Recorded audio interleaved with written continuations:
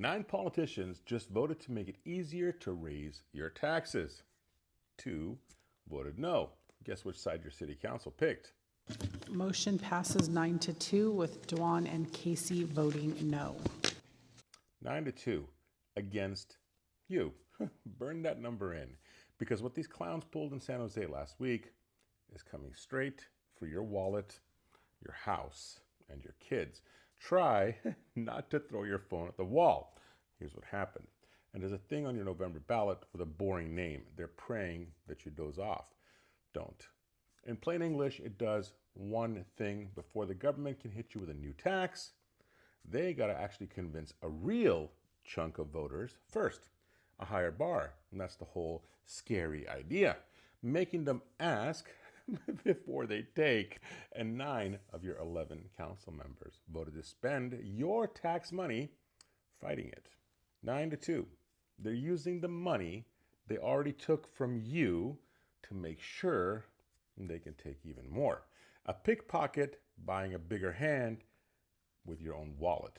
And let me show you exactly how this lands on your kitchen table, because they sure won't. Say you do everything right, bust your butt, buy a house, hold it for years, then one day you sell. Maybe you're retiring, maybe you're moving the family somewhere you can actually afford. Maybe you just need the cash. And right as you walk out the door, bam, they hit you with a fat exit tax on the sale. They couldn't squeeze you the whole time you lived there, thanks to Prop 13. They wait by the door and mug you on the way out. That's the move. This measure stops cold, which is exactly why these 9 are killing themselves to kill it. And here's how one of those 9 described protecting you, the taxpayer. The sinister idea of retroactively taking funding away from governments is what makes this measure so sinister in my mind. It's sinister. You, with your little mortgage, your Costco card, and the $3 left after you fill up the tank. You are the supervillain, not the guy reaching into your pocket. You, for wanting a vote. 9 of them agreed with him. 2 did not. Now, if you're young, you're asking, Prop 13, what's that? Sit tight. This is the good part. Let's rewind back to 1978. California, people getting crushed, gas lines, prices insane, and then the property tax bill shows up and damn near takes your house. And the state has become an octopus. It's just gobbling up all our little homes, that's all. An octopus eating people's homes.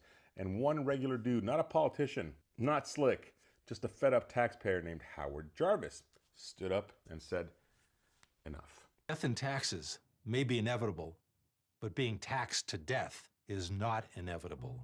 And then he got loud. All I know is that first, you've got to get mad. You've got to say, I'm a human being. God damn it. My life has value. And he said the thing every politician prays, you forget. After all, the basis of a free country is that government must be limited. And now we got unlimited government. That brings unlimited taxation. That either brings you into bankruptcy or dictatorship. The people passed it in a landslide. And Jarvis looked every politician dead in the eye. We, the taxpayers, have spoken. We have made clear our goals. Now we are watching you. We, the people, are watching you. 47 years that wall protected your house. Last week, San Jose grabbed a sledgehammer. And regular folks showed up and begged them to stop. Your city budget, as you know, is $5.5 billion for less than 1 million residents. So that's over $22,000 for a family of 4, which is exorbitant. So everything a la carte looks good, but what is the trade-off if you're going to be giving these raises? $22,000 a year per family. For what? Potholes that you swerve around in a DMV line that moves like cold syrup? San Jose is facing a serious affordability crisis. We are now recognized as the most expensive and least affordable city in the world, and that should be a wake-up call. The most expensive city on the planet. And the council's big idea? Protect the taxes that made it that way. Brilliant. Brilliant. California does not have a revenue problem. What California has is a spending problem. They don't have a money problem. They have a spending problem. And one lady stood up and said the quiet part out loud. It's highly inappropriate for council, any elected body, to take positions on ballot measures that are the people's prerogative to vote on. Your sworn duty as our elected reps, protect the individual rights of us, the people, not use your time and thus illegally our taxpayer money to tell us how to vote. Out of 11, 2 had a backbone. Councilman Casey asked the only question that matters. Why is the government so scared to just ask you first? Whenever government opposes taxpayer protections, I believe we should stop and ask a simple question. Why? Why is government uncomfortable with requiring broader public consent before making more money from people who earn it? Good question. Nobody up there had an answer. Then he dropped the line of the night. The demands on government are virtually unlimited. The resources of taxpayers are not. And at every level of government, we see the same pattern. When revenues increase, government finds new ways to spend them. When revenues fall short, government asks for more. The one thing government rarely says is enough. Enough. They never say it. Put that on a billboard outside City Hall. Enough. So why'd the 9 fight like cornered raccoons? Follow the money, 9-2. And here's the $100 million reason. They told on themselves. Here in San Jose, if this measure were to pass, the city would lose between $98 million and $130 million in annual revenue every year between Measure E and our conveyance taxes, decreasing local funding available for our city's homelessness response and public infrastructure improvements. There it is. They're not scared for you. They're scared for the checkbook. And right on cue, the scary movie. This passes, the cuts will be huge. I am particularly concerned about the retroactive nature of it. Oh, huge cuts. The sky is falling. Where have we heard that before? Oh yeah, 1978. Same exact line 47 years ago. I must say that the proposed initiative will do nothing short of destroy education in California as we know it. And the lights stayed on. The cops still showed up. The world didn't end. It never does. Even Reagan called the bluff. Loss of revenue over any period of time it will not happen unless the people bury that $7 billion in a tin can in the backyard. Now, here's what really cooks me. When you have a bad month, what do? You tighten up. You cancel the streaming services, cancel the water service, eat at home, skip the trip. You make it work because nobody's writing in to save you. But the government, well, they never tightened a belt in their lives. Money comes in, they spend it. Money runs low, they want more of yours. It is a never enough, never their fault, never their money to give up. Always yours to cough up. That's not a budget. That's an addiction. And you, my friend, you're the dealer. Spending, I just feel it's just getting out of hand.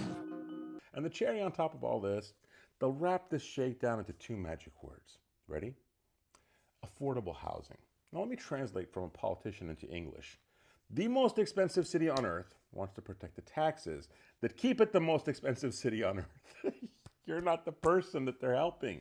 You're the ATM with a pulse. And here's the part you really need to hear, because this is way bigger than San Jose. San Jose is a test balloon. They're running this play in one city first to see if anybody notices. And if they get away with it, well, if nobody pushes back. I promise you, every other broke city in California runs the exact same con next. Los Angeles, Sacramento, Oakland, they're all watching right now to see if you're asleep. 9-2, that was the opening move. Don't let it become the blueprint. A measure literally named Save Prop 13, built by the same fight that saved millions of families for their homes, and 9 politicians in San Jose are spending your money to kill it. 2 said no, 2 stood with you. Write these names down. The only 2 with a spine. Councilman George Casey, I love this guy. He's my councilman in District 10. And Councilman Doan. Now grab a pen. Here's the other 9. The ones who voted to come after your wallet. The ringleader, your mayor, Matt Mahan. I love you, Matt, but sorry. And get this. This is the same guy who just ran for governor in California a few weeks ago and got bounced in the primary. 6th place. 4%. That guy. And the one California already said no thanks to wants to decide how much of your money he takes. Then Vice Mayor Pam Foley. The one crying huge cuts, David Cohen, the sinister guy himself. Rosemary Kamai, Pamela Campos, Anthony Tordillos, Peter Ortiz, Michael Mulcahy, and Domino Candelas. 9 against 2. Remember every name, because November is coming, and you better have a long memory. They forget who the boss is around here. Let's remind them. We, the people, not the politicians, are still the boss. I'm Ramin. Damn it. This is Real Talk. Hit subscribe because they're betting their whole careers on you not paying attention. Let's make them lose that damn bet.